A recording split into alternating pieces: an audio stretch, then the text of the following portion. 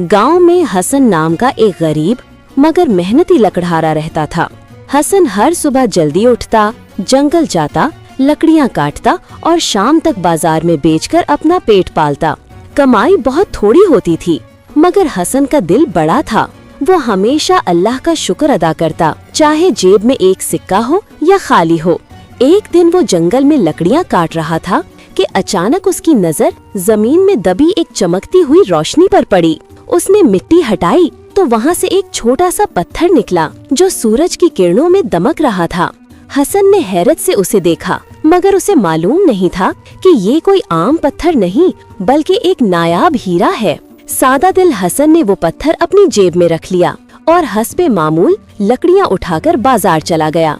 बाजार में जब वो लकड़ियाँ बेच रहा था तो एक आदमी दूर से उसे गौर से देख रहा था। वो आदमी एक तजर्बाकार सुनार था जो कीमती चीजों को पहचानने में माहिर था। अचानक उसकी नजर हसन की जेब से झलमलाती हुई चीज पर पड़ी और वो फौरन समझ गया कि ये मामूली चमक नहीं।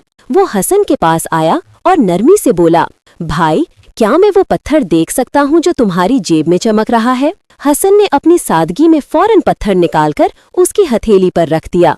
सुनार ने पत्थर को करीब से देखा तो उसके हाथ कांप गए। ये पत्थर नहीं, ये नायाब हीरा है।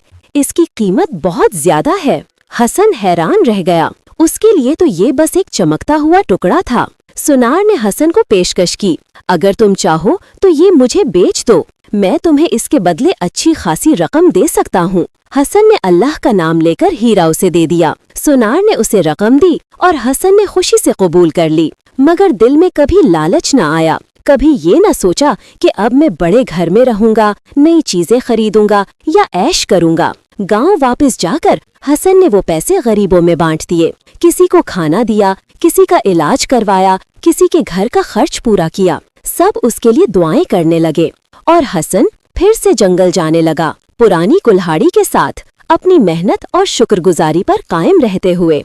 इस रात वो आसमान की तरफ देखकर मुस्कुराकर बोला, असल दौलत दिल की खुशी है और वो सिर्फ दूसरों का भला करने से मिलती है।